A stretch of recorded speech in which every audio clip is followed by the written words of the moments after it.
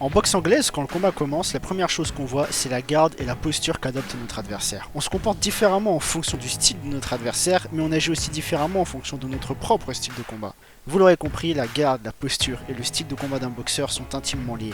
Cette vidéo sera décomposée en deux parties car il existe deux catégories de styles de combat dont découle la majorité des gardes que l'on va aborder, le in-boxing et l'out-boxing. La première forme de combat englobe tous les boxeurs qui favorisent le corps à corps, tandis que la deuxième est plus destinée aux boxeurs qui travaillent leur adversaire à distance en vue d'une victoire au point. Avant de commencer, je tiens à préciser que la boxe n'est pas une science exacte. Il existe autant de façons de boxer qu'il y a de boxeurs dans le monde. Deux boxeurs qui utilisent la même garde ou une variante commune d'un style de boxe ne combattront pas de la même manière. Tout ça pour dire que je ne vais pas faire du cas par cas avec chaque boxeur. Chacun a un style qui lui est unique. Contexte établi, on va sans plus tarder commencer par la posture de combat. La posture de combat est quelque chose de vague et extrêmement difficile à décrire car elle est vraiment unique à chaque boxeur. Pour vous donner un exemple, en boxe, un droitier et un gaucher n'auront pas la même posture.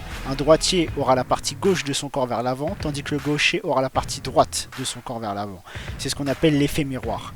Pourquoi l'effet miroir? Parce qu'une fois en face, un droitier et un gaucher auront l'impression de boxer contre leur reflet dans un miroir. Petite anecdote, un gaucher est surnommé fausse patte, et dans le film Rocky, le personnage éponyme est une fausse patte. Il est donc gaucher. Vous l'aurez compris, la posture se traduit grossièrement par le fait que vous soyez droitier ou gaucher. Mais si l'on creuse le sujet, cela prend aussi en compte si vous avez les jambes fléchies quand vous combattez, si vous vous penchez vers l'avant ou l'arrière, bref, tous ces petits détails qui rendent votre boxe unique. Maintenant que vous savez ce qu'est une posture de combat, on va s'intéresser au style de combat des cogneurs, le in-boxing. Le terme in-boxing vient de l'anglais in, qui veut dire dedans, donc le in-boxing catégorise tous les styles visant à pénétrer la défense de son adversaire et à favoriser le combat de près. Tout d'abord, nous avons la garde haute. Cette dernière est utilisée par énormément de in-boxers. C'est une garde qui protège le haut du corps et le visage afin de pénétrer la défense de son adversaire pour le travailler au corps ou au visage dans le but de le mettre KO. Ce type de garde est parfait pour les amateurs de coups durs et pour les boxeurs plus petits que leurs adversaires. Marcel Cerdan et Mike Tyson sont tous deux des utilisateurs de la garde haute, bien que pour Tyson ce soit un peu plus complexe, mais je vais y revenir plus tard. Ensuite on a la garde en croix, qui est comme son nom l'indique une garde qui est en forme de croix. Cette technique est très efficace pour les in-boxers qui aiment mettre la pression à leurs adversaires. Cette garde permet de parer les coups tout en favorisant l'esquive afin de se faufiler dans la garde de l'ennemi en minimisant les impacts reçus. Cependant, avec un positionnement pareil, il devient difficile d'envoyer des coups rapides et de contre-attaquer. Ce type de garde est en voie de disparition, mais de grands noms l'ont utilisé par le passé comme Joe Frazier ou Ken Norton. La dernière garde que l'on va voir est sûrement la plus dure à apprendre, mais aussi sûrement la plus belle à voir. Il s'agit du peekaboo. Le peekaboo est très particulier car il tire ses bases de la garde haute que l'on a vu précédemment, mais en y ajoutant les esquives de la garde en croix et en modifiant la posture même du boxeur. Contrairement aux gardes classiques de 3/4, le peekaboo se pratique en étant de face et en positionnant ses gants juste en dessous des yeux afin de protéger le menton, le foie et le plexus solaire. Si l'on devait qualifier le peekaboo, je dirais que c'est un style hyper défensif basé sur l'esquive et la contre-attaque à coups de crochet et d'uppercut.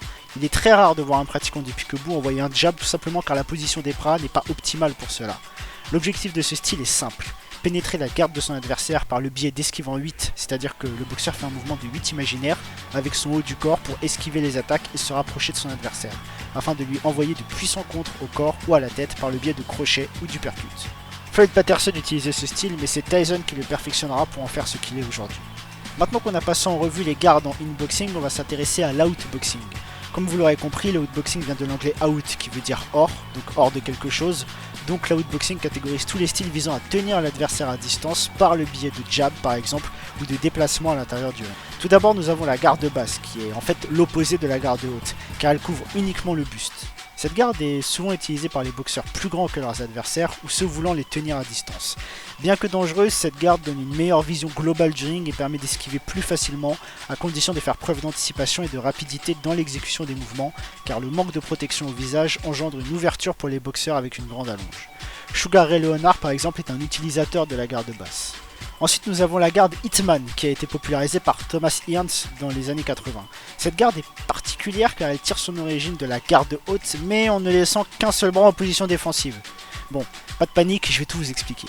En fait, en position Hitman, vous gardez uniquement le point droit ou gauche selon votre aisance en position garde haute, tandis que votre autre bras, donc le bras qui fait le jab, prendra une position parallèle au sol. Ça ressemble à peu près à ça. Ce style de boxe joue énormément sur le jab afin de tenir l'adversaire à distance et de marquer des points pour gagner le combat. De plus, cette garde utilise le flicker jab qui est grossièrement décrit un jab fouetté qui part du bas vers le haut. Cette garde est parfaitement adaptée aux boxeurs grands, endurants et possédant un jab puissant et surtout précis. Comme dit plus haut, Thomas Hearns est le plus grand utilisateur de la garde Hitman. Vient ensuite la garde Philly Shell ou Shoulder Roll qui, bien que popularisée par Floyd Mayweather, est en fait très ancienne. A la base, le Philly Shell n'est pas une garde en soi, mais plutôt une technique qui consiste à faire rouler son épaule pour parer et esquiver, d'où son nom, le Shoulder Roll. Pour ce faire, le combattant adopte une posture similaire à celle de la garde Hitman, à la différence près que le bras gauche, ou droit si vous êtes gaucher, est plus en diagonale en fait. Cette garde est selon moi la représentation même de la outboxing car elle a pour but de tenir son adversaire à distance et d'esquiver les coups avec ce fameux roulement d'épaule afin de contre-attaquer.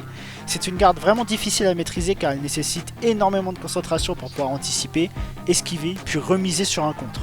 Floyd Mayweather est selon moi le meilleur utilisateur de cette garde. Après tout, ce n'est pas pour rien qu'il n'a jamais subi de défaite. Enfin, via la dernière garde que l'on va voir, le fait de ne pas avoir de garde du tout en fait.